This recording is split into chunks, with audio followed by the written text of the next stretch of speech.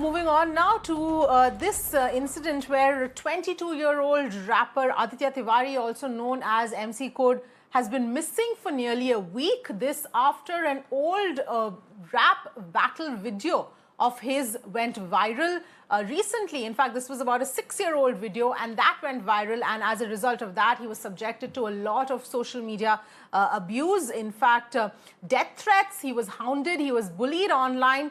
But it didn't end there. His address and his phone number also managed to get leaked on social media. In fact, all this despite the rapper issuing an apology. The trolling continued, the bullying continued. On 2nd of June, the rapper's Instagram post had come to light where he's expressing trauma over the turn of events. The post talked about how he was suffering, and he said that he wanted to be at peace. Now an abduction case has been filed on the matter. Aditya बहुत sensitive लड़का था, बहुत emotional लड़का था.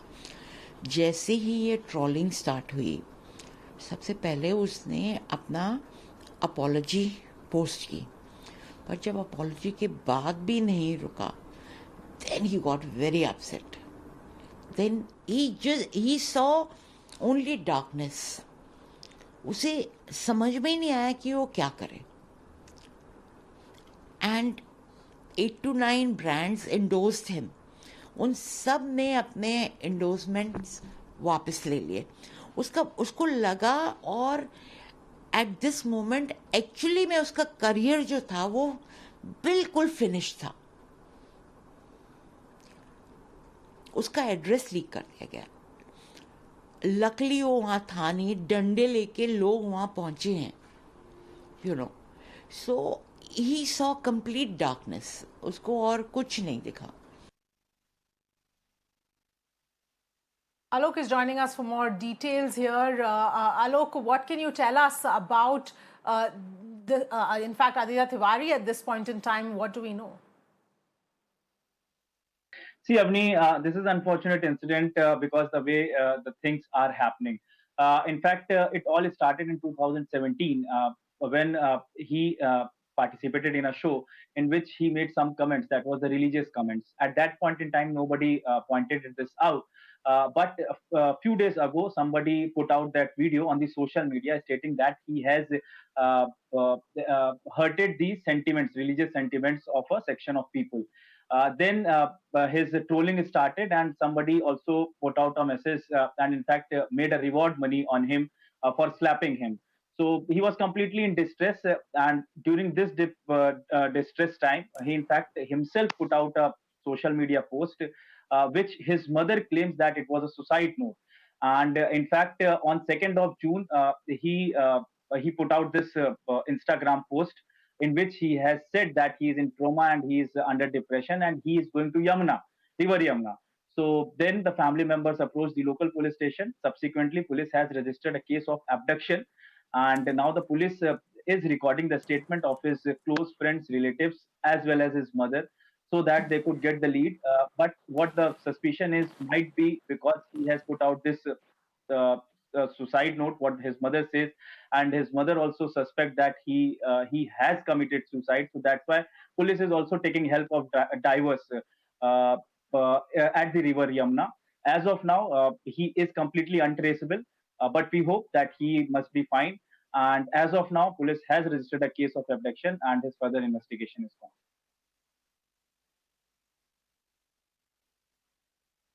All right, Alok, thank you so much for getting us all of those details. Obviously, there are a lot of concerns right now, considering it's been almost a week since he's been missing.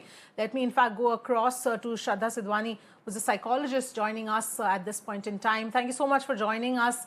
Shraddha Sidhwani, you know, this issue of cyberbullying is something that, you know, we've seen a lot happening in the past, and it really takes a toll on a person. And this is a 6-year-old, you know, lyrics which have been brought back, they've resurfaced, dug out, and the fact that this wasn't just limited to online, it then even went offline.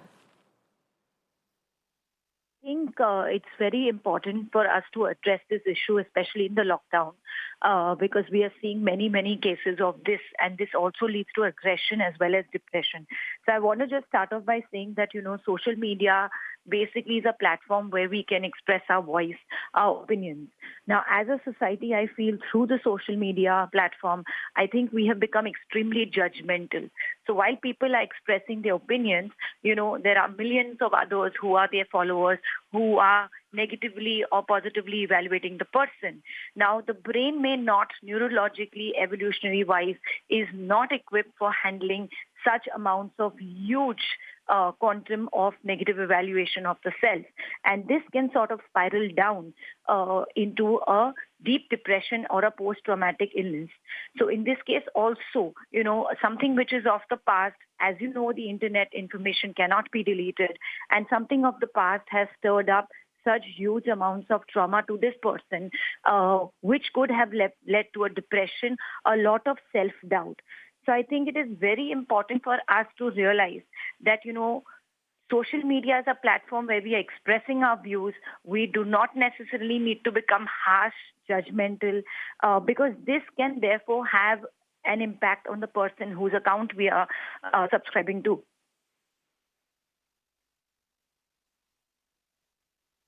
Yes, absolutely. And of course, Shraddha Sidhwani, the other issue is that there's no way of actually, or very little solutions to actually try and find out who's behind this or who instigates all of this kind of trolling. And then there's the fact that in this particular case, it went offline. That is the other issue. In fact, do stay with us. I'm also being joined by Nirali Bhatia, who also works in the field of cyberbullying and helps those who are being targeted online. Nirali Bhatia, thank you for joining us. Your perspective on this, because, and I want to highlight this here, the fact that this was not only a 6-year-old video that resurfaced online, the trolling that happened then even went offline, where people, found his address and his number, and that got leaked on social media. Thank you, Avni. So if we look at this, there are multiple things to consider in this. First, and the most important thing to remind all of us, that internet never forgets. Things can come back to hound you, and that's exactly what happened over here. Second is that by the day we are looking at it, that the internet users, the youth of country who's being on Instagram and all, they're just getting insensitive, extremely ruthless, and totally non-forgiving. The entire human element is missing when we interact via cyber medium or via the screens, which is also leading to this. And people have become so judgmental and so impatient that they want action now, which is where it is leading. People are ganging up, deciding, becoming moral doctors and advisors that, well, this is accepted, this is not accepted. Trolls are getting worse and nastier by the day because of the belief that they are never going to get caught. The anonymity is what they are holding on to. Yes. So Nirali Bhatia, what is the solution in terms of, I mean, there are some kind of rules that are in place. There are cyberbullying, cells which also operate. But what does one do in this kind of a situation when what's happening online is no longer restricted to that? It makes an appearance offline. Your house is targeted. Your personal details are leaked as well. Unfortunately, we really do not have a perfect solution for this. Like even in the case of the victim over here, he later realized what he did was not right. Same way what the other trolls are doing, that while we are in the cyberspace, we're completely unaware of what we are talking about, where our actions are leading, and that's where it's going to be. The best thing we can do right now is sensitize the user and also, put in the significance of keeping your personal and private information as private as possible.